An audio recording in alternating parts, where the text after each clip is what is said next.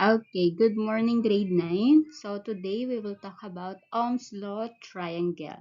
So same thing what we've learned from our Newton's law of motion in using the formula for getting the force, mass, and acceleration. So same lang yung ating process.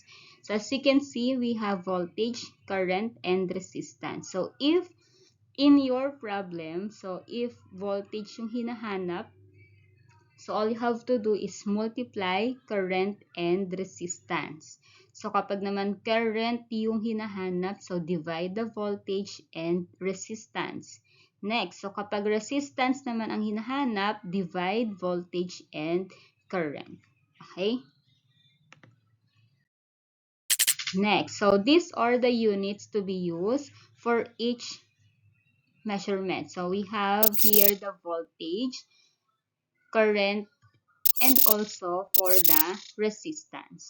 So for the voltage, volts yung measurement or unit na gagamitin natin for the voltage.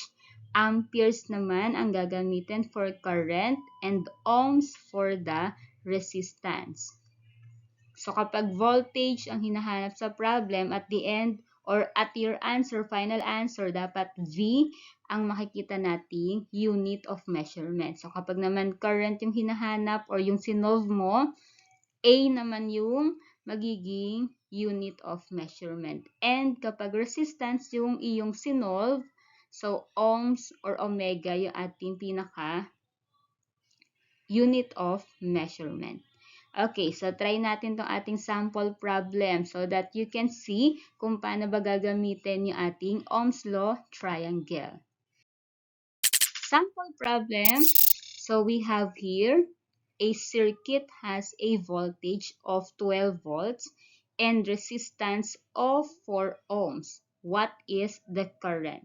So current ang hinahanap. So if you're going to look at your Ohm's Law triangle, so ano yung ating gagamiting formula? Imumultiply ba natin or i-divide? Okay? So remember sa Ohm's Law triangle, VIR. So nasa taas yung V, sa baba si I, at saka si R. Okay, so since current yung ating hinahanap, so i-divide natin si voltage and yung ating resistance. So, using the Gressa method, so para one by one natin yung ating pinaka-problem, so we have here the given. So as you can see, meron kang voltage of 12 volts and resistance of 4 ohms. So those are the given. Next, for the required or unknown, or yung kailangan nating hanapin, may question dito. What is the current? So yun yung ating hahanapin. Okay, so sa required, we have I, or yung ating current. And for the formula to be used, so current is equal to voltage divided by resistance. So you're going to divide voltage and resistance to get the current. And for the solution, so since i-divide nga natin sila, so ito yung ating voltage. So 12 volts divided by 4 ohms.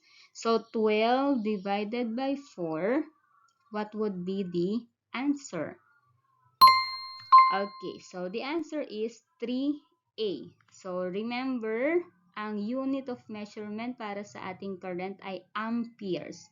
So ang kanyang magiging unit of measurement is A. Okay, pakitandaan ha.